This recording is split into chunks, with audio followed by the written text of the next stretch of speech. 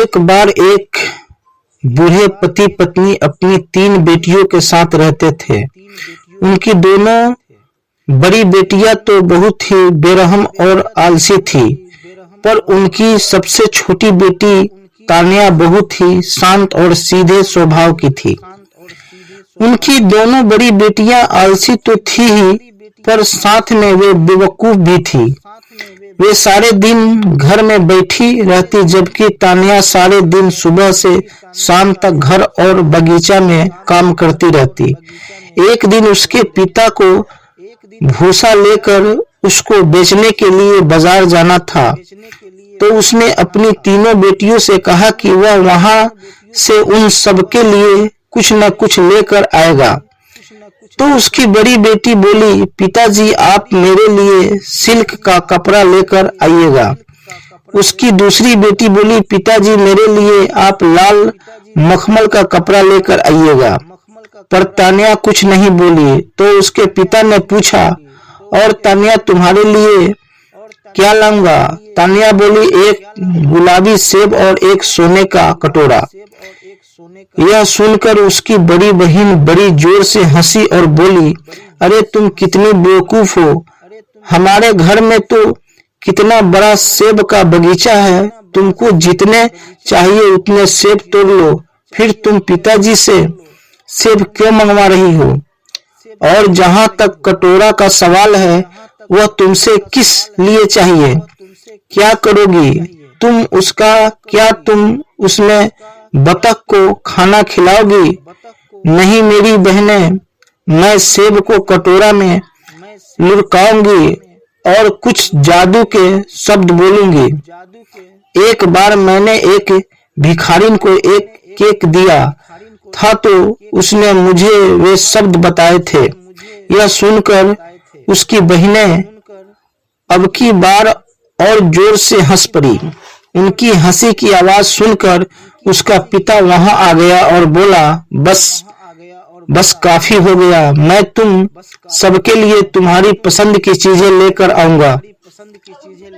कहकर वह बूढ़ा बाजार चला गया। उसने अपना भूसा बेचा, अपनी तीनों बेटियों के लिए उसकी पसंद की चीजें खरीदी और घर वापस आ गया। दोनों बड़ी बहनें अपनी अपनी चीजों देखकर बहुत खुश थी। वे तुरंत ही उन कपड़ों की अपनी पोशाक बनाने बैठ गई और अपने छोटी बहन के साथ मजाक भी करती रही। वे तान्या से बोली, तुम यहाँ बैठो हमारे पास और इस कटोरे में अपना सेब लुढ़काओ। तान्या एक कोने में चुपचाप बैठ गई और अपना सेब उस सोने के कटोरे में लुढ़काने लगी और फुसफुसाकर गाने लगी। वो गुलाबी सेब लुढ़क लुढ़क में छोटे से सोने के कटोरे में लुढ़क मुझे घास के मैदान में समुद्र दिखा और जंगल में और खेत दिखा और इतने ऊंचे पहाड़ दिखा जो आसमान तक जाते हो। अचानक घंटियां बजानी शुरू हो गई और सारा मकान रोशनी से भर गया। वह गुलाबी सेब उस सोने के कटोरे में चारों तरफ घूम रहा था। तभी उस कटोरे में उसको समुद्र और घाटियों मैदानों में तलवार और ढाल लिए हुए सिपाही, घास के मैदान, समुद्र पर पानी के जहाज, ऊंचे ऊंचे पहाड़ जो आसमान को छू रहे थे, दिन की तरफ से साफ दिखाई देने लगे। उस सब को देखकर उसकी दोनों बहनें और तो अपनी आंखों पर विश्वास ही नहीं हुआ, पर उस समय उनके दिमाग में केवल एक ही विचार आया कि वे किसी तरह से अपनी छोटी बहन से वह गुलाबी सेब और सोने का कटोरा ले ले। पर तान्या की ऐसी कोई इच्छा नहीं थी कि वह उनमें से किसी से भी अपनी चीज बदले। वह अपने उस गुलाबी सेब और सोने के कटोरा को एक पल के लिए भी अपनी आंखों से ओझल नहीं होने देती थी और रोज शाम को उनमें से खेलती थी। तान्या की बड़ी बहन इंतजार करते करते थक गई तो एक दिन उन लड़कियों ने उसको जंगल ले जाने का निश्चय किया। उन्होंने उसे कहा, चलो ना हमारी अच्छी बहन, चलो आज जंगल चलते हैं और वहां से कुछ बेरीज और फूल तोड़ कर लाते हैं। पर वहां तो कोई बेरीज थी ही नहीं और न ही कोई फूल थे। तो तान्या ने अपना गुलाबी सेब और सोने का कटोरा निकाला और धीरे से गया और गुलाबी सेब लुढ़क लुढ़क कर मेरे छोटे से सोने के कटोरा में लुढ़क मुझे लाल स्ट्रॉबेरी दिखा और नीले कॉर्नफूल दिखा, पॉलिश डेजी और पैलेट भी दिखा। तुरंत ही घंटियां बजने लगी और उसमें लाल स्ट्रॉबेरीज, नीले कॉर्नफूल, पॉलिश लेडीज और पैलेट के फूल प्रकट हो गए। तान्या की दोनों बेशर्म बहन पहले तो उसको देखती रही, पर जल्दी ही उसके चेहरे पर एक नीच किस्म की चमक आई। उनकी बहन चुपचाप एक लट्ठे पर बैठी अपने कटोरे की तरफ देख रही थी कि उन्होंने एक चाकू लिया और उसको मारकर एक सफेद बिर्च के पेड़ के नीचे दफना दिया। फिर सोने पर गुलाबी सेब और सोने का कटोरा उठाकर अपने पास रख लिया। वे बेरीज और फूलों से भरी हुई टोकरियां लेकर जब घर पहुंची तो शाम हो गई थी। उन्होंने अपने माता पिता से कहा कि तान्या उनको छोड़कर भाग गई थी और बहुत ढूंढने पर भी वह उनको नहीं मिली। शायद कोई भेड़िया या भालू उसको खा गया होगा। यह सुनकर उसकी माँ तो बहुत जोर से रो पड़ी, पर उनके पिता ने कहा, सेब को कटोरा में लुढ़काया तो हो सकता है कि हम उसमें देख सके कि वह कहाँ है। यह सुनकर दोनों बहन तो डर के मारे बिल्कुल ठंडी पड़ गई, पर उसको वैसा करना पड़ा जैसे उसके पिता ने उसे कहा था। जब उन्होंने सेब को उस कटोरे में लुढ़काया तो वह उसमें नहीं लुढ़का और कटोरा भी नहीं घुमा। यह देखकर उन नीच बहन ने चैन की सांस ली। कुछ दिनों बाद एक नौजवान चरवाहा उस जंगल में अपनी एक खोई हुई भैंस ढूंढ रहा था कि वह उसी सफेद ब्रिज के पेड़ के नीचे आ पहुंचा जिसके नीचे तान्या को दफन किया गया था। उस पेड़ के नीचे मिट्टी का एक ताजा ढेर बना हुआ था और उसके चारों तरफ नीले रंग के कॉर्न फूल लगे हुए थे। लंबे पतले लकड़गंडे भी फूलों के बीच में से निकल रहे थे।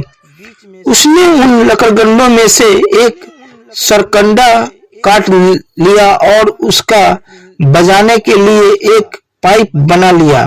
जैसे उसने वह पाइप मुंह से लगाया तो वह तो अपने आप ही बजने लगा।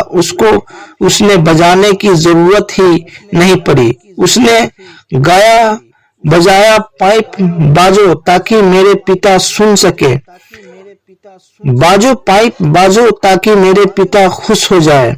मुझे मेरी बहन ने मार डाला। मैं सफेद ब्रिज के पेड़ के नीचे लेटी हुई हूँ।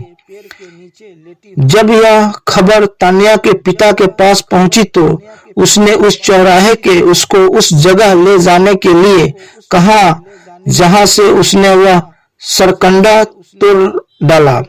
वह नौजवान चरवाहा उसको जंगल में उस सफेद ब्रिज के पेड़ के पास ले गया जहां से उसने वह सरकंडा काटा था, जिसके नीचे वह मिट्टी का ढेर बना हुआ था और जहां नीले कॉर्नफूल उग रहे थे।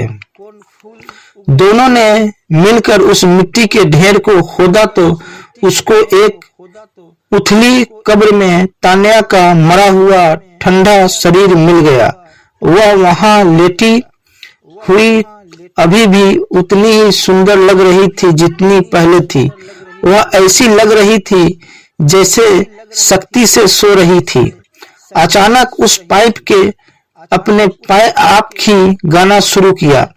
बजाओ पाई बजाओ खुशी और दुख के गीत, सुनो पिताजी सुनो, जो मैं कहती हूँ मैं तुमसे वह सब कहूंगी जो मुझे कहना है। अगर तुम शाही कुएं से पानी ले आओ।